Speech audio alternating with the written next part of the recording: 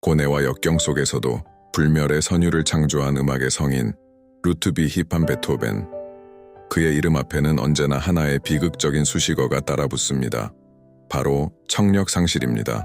세상의 소리를 잃어가는 절망 속에서도 인류에게 길이 남을 걸작들을 쏟아낸 그의 삶은 경이로움 그 자체입니다.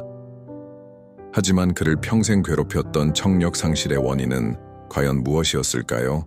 우리는 오늘 이 거대한 미스터리, 베토벤 청력 상실에 숨겨진 비밀을 파헤쳐 보려 합니다.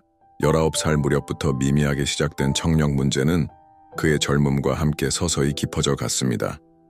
처음에는 단지 이명처럼 들리는 낮은 운궁거림에 불과했을 것입니다. 피아노 소리가 전처럼 선명하게 들리지 않고 멀리서 들려오는 대화 소리가 희미해지는 것을 느끼면서 그는 얼마나 큰 불안과 혼란에 빠졌을까요?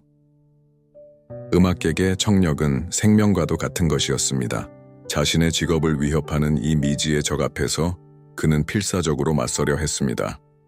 수많은 의사를 찾아다니며 치료를 시도했지만 그의 귀는 매년 조금씩 더 깊은 침묵 속으로 잠겨들 뿐이었습니다.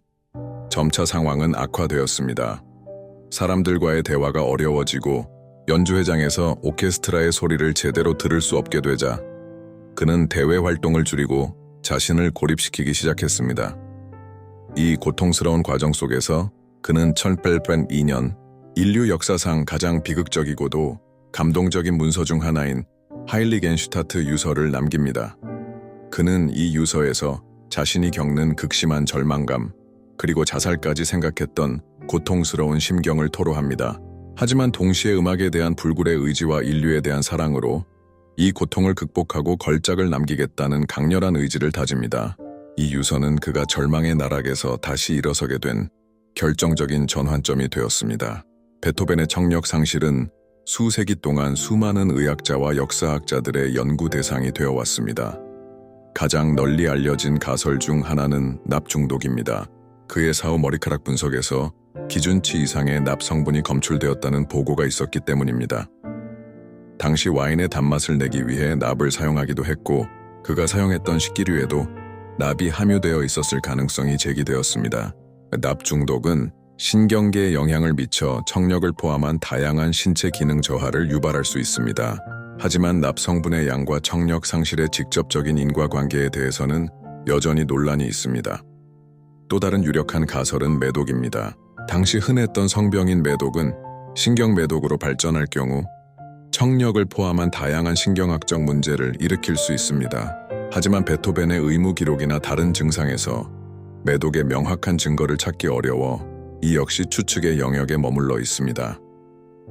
이 외에도 발진 티푸스, 장티푸스와 같은 감염병 후유증, 자가 면역 질환, 파제트병 또는 이소골 경화증과 같은 유전적 요인 등 다양한 의학적 가능성들이 제시되었습니다. 복부 통증과 설사 같은 다른 증상들과의 연관성도 꾸준히 제기되었지만 이 모든 가설들은 그의 증상들을 완벽하게 설명하지 못하거나 결정적인 증거가 부족한 실정입니다. 그의 사망 후 부검 기록도 명확한 답을 제시하지 못했습니다.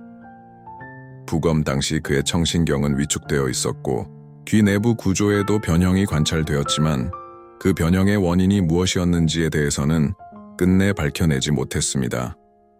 현대 의학의 관점에서 보았을 때 그의 청력 상실은 단순히 하나의 원인으로 발생한 것이 아니라 여러 요인이 복합적으로 작용했을 가능성이 가장 높습니다.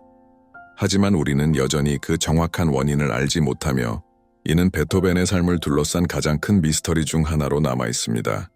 그러나 베토벤은 이 비극적인 운명 앞에서 좌절하지 않았습니다.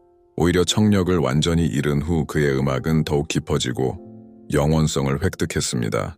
외부의 소리에 의존할 수 없게 되자 그는 내면의 소리에 귀 기울이기 시작했고 상상력 속에서만 들을 수 있는 오케스트라를 지휘했습니다. 교향곡 9번, 합창과 마지막 현악 사중주와 같은 위대한 걸작들은 그가 완전히 귀먹은 상태에서 작곡되었습니다. 그는 소리를 듣는 것이 아니라 소리를 느끼고 상상하며 음악을 창조해냈습니다. 그의 청력 상실은 역설적으로 그를 세상의 잡음으로부터 격리시켜 순수한 예술적 영감에 집중하게 만든 촉매제가 되었던 것입니다. 베토벤의 청력 상실은 단순한 의학적 미스터리를 넘어섭니다. 그것은 인간이 역경에 맞서 얼마나 위대한 정신을 발휘할 수 있는지를 보여주는 증거이며 고통 속에서 피어난 예술이 얼마나 숭고한 것인지를 증명하는 불멸의 이야기입니다. 그의 귀는 세상의 소리를 잃었을지언정 그의 영혼은 인류의 마음속에 영원히 울려 퍼지는 불멸의 멜로디를 남겼습니다. 베토벤의 음악은 고통과 절망 속에서도 희망과 승리를 노래하며 오늘날까지도 우리에게 깊은 울림을 주고 있습니다.